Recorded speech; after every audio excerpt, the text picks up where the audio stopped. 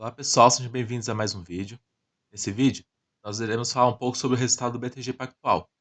Só antes de começarmos, não esqueça de curtir esse vídeo e inscreva-se no canal para ficar por dentro de todos os próximos vídeos. Bom, vamos começar.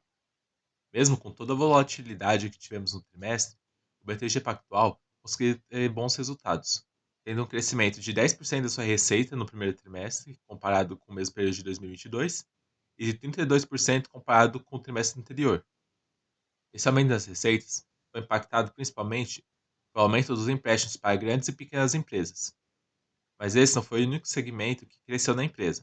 A empresa também teve expansão em outros segmentos comparados com o primeiro trimestre de 2022, como por exemplo, a gestão de recursos, a gestão de fortunas e remuneração do seu próprio caixa, que foi mais do que o suficiente para a empresa compensar a queda que ela teve no Investment Bank, já que com tanta turbulência que teve esse trimestre, a empresa não conseguiu prestar muitos serviços relacionados ao banco de investimento, como por exemplo, serviços para IPO, fusão e aquisição, dentre outros.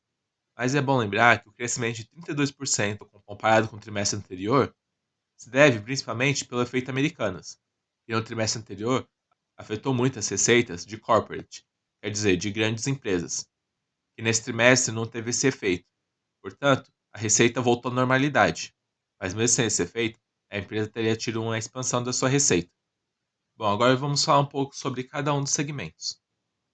Como dito anteriormente, a forte volatilidade do mercado teve um grande impacto nas receitas de investment bank da empresa. Isso porque a empresa tem receitas de três fontes diferentes. A primeira é o M&A, que é a fusão e aquisição, onde a empresa presta serviços para outras empresas na hora de fazer essas movimentações no mercado.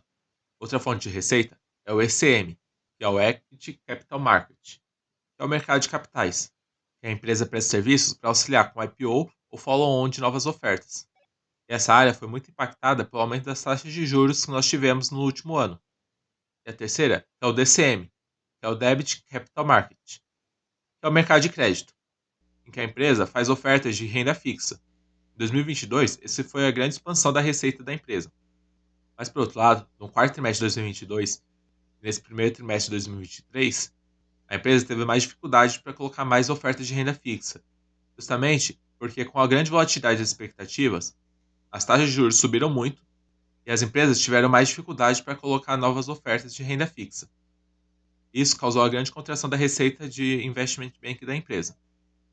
Corporate lending são os empréstimos que a empresa faz para empresas, para grandes empresas, que são corporate, ou pequenas e médias empresas. Como nós já vimos anteriormente, essa receita cresceu bastante do primeiro trimestre de 2022 até o trimestre atual, impactada por dois fatores. O primeiro é o crescimento da base, ou seja, quanto mais dinheiro a empresa empresta, mais ela vai receber. E segundo, que é o crescimento das taxas de juros. Com o aumento das taxas de juros, a empresa consegue aumentar também a sua receita de juros. O que, como nós podemos ver, fez a receita da empresa crescer quase 50% do primeiro trimestre de 2022 até o trimestre atual. Já no trimestre anterior, a empresa teve uma receita muito menor, principalmente impactada pelo que aconteceu com Americanas. Além disso, como nós podemos ver aqui, a quantidade de empréstimo que a empresa concedeu para pequenas empresas foi muito menor do que os trimestres anteriores. Isso porque, com um cenário mais desafiador, a empresa tem focado mais em expandir os seus empréstimos para grandes empresas que tenham mais segurança de pagamento.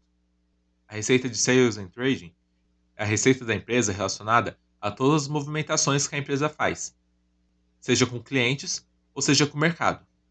Essa seria uma das receitas principais que o mercado acreditava que a empresa teria mais dificuldade nesse momento, porque junto com o Investment Bank, Sales and Trading tem um grande impacto das taxas de juros e das expectativas do mercado. Mas, por outro lado, a empresa se mostrou muito resiliente, se mantendo estável mesmo nesse período mais turbulento. Já o segmento de Asset Management vem seguindo em expansão contínua.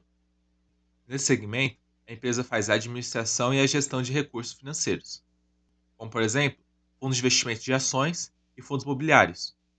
Sendo assim, a empresa consegue crescer essa base tanto lançando novos produtos quanto captando mais clientes.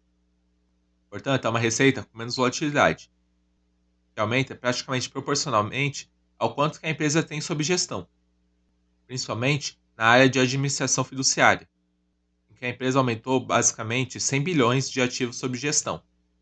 tendo um aumento tão grande nos seus ativos sob gestão, a receita da empresa passou de 313 milhões no primeiro trimestre de 2022 para 443 milhões nesse trimestre. Além disso, a empresa teve um crescimento moderado comparado com o trimestre anterior, de 15 milhões. Por outro lado, o trimestre anterior é um trimestre que é geralmente mais elevado em receita, porque ele conta com as taxas de performance que os fundos recebem. Portanto, isso demonstra o crescimento contínuo das receitas da empresa. Wealth Management e Consumer Banking são as áreas da empresa em que ela atua diretamente com o público. Wealth Management é a área em que a empresa atua como gestão de recursos para a pessoa física em si. Ou seja, a pessoa física chega para a empresa e ela oferece um serviço personalizado para aquela pessoa, e não um gerenciamento genérico como é o fundo de investimento. E o Consumer Banking é a área da empresa em que ela atua como um banco, mais para o consumidor e não para outras empresas. Sendo uma área de gestão financeira, o Wealth Management cresce constantemente conforme a empresa capta mais recursos, e foi o principal contribuinte para o crescimento das receitas da empresa nesse último ano. Principal Investments e Participations são as áreas da empresa em que ela tem participação em outras empresas. Principal Investments são empresas de outras áreas, como por exemplo a participação que a empresa tem na Eneva. Já Participations são participações que a empresa tem em outras empresas financeiras, como por exemplo o Banco Pan, a Tu Seguros e o EFG. Participações que são pequenas comparadas com o tamanho do banco, mas que futuramente podem ser maiores dependendo da estratégia do banco. Cabe ressaltar que Participations pode ter uma grande variação na receita pela interação entre o BTG e o Banco Pan. Com o BTG comprando parte das carteiras de crédito do Banco Pan, às vezes pode ter um grande aumento da receita e às vezes pode ter uma grande queda, como por exemplo esse trimestre, que teve um resultado de equivalência patrimonial de 127 milhões, excluindo a carteira de crédito que foi comprada pelo Banco BTG do Banco Pan. Assim, Participations teve uma receita de 70 milhões negativo, mas que não é nenhum problema com as empresas em si, e sim só uma operação que foi realizada. Interest é a parte da empresa em que ela tem a remuneração do capital próprio dela, ou seja, é a parte da empresa em que ela recebe juros sobre o capital próprio dela aplicado a CDI. Essa área cresceu principalmente pelo aumento das taxas de juros, tendo uma baixa perspectiva de crescimento, já que esse capital é direcionado para outros investimentos que tragam mais retorno para a empresa. As despesas da empresa cresceram somente 11% em comparação com o primeiro trimestre de 2022, que demonstra uma melhor eficiência da empresa com relação às suas despesas, mas teve um aumento de 13% em comparação com o quarto trimestre de 2022, com impacto principalmente de bônus, que provavelmente foram afetados justamente pelo caso da Americanas, que diminuiu muito o lucro da empresa no trimestre anterior. Outra linha da despesa que aumentou bastante foi os salários e benefícios, que aumentou 15% em comparação com o quarto trimestre e 21% comparado com o primeiro trimestre de 2022. Essa variação se dá principalmente por promoção de funcionários e reajuste salarial que acontece no começo do ano. O índice de Basileia do banco atingiu 15,5%, o maior nível nos últimos 12 meses. Isso dá uma segurança maior para o banco para continuar fazendo empréstimos e não ter nenhum problema com o Banco Central. Portanto, nós podemos ver ainda no futuro a base de crédito do banco expandindo, além das outras áreas de atuação do banco. Mas lembrando que esse é somente um vídeo informativo e que a compra e venda de uma empresa depende mais do que somente os resultados da empresa. Mas você, o que achou do resultado do BTG Pactual?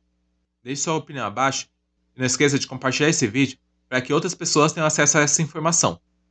Se você quiser saber mais sobre o BTG Pactual, não esqueça de clicar no card que está aparecendo na tela de vocês para conhecer a história do BTG Pactual. Até a próxima, pessoal. Tchau, tchau.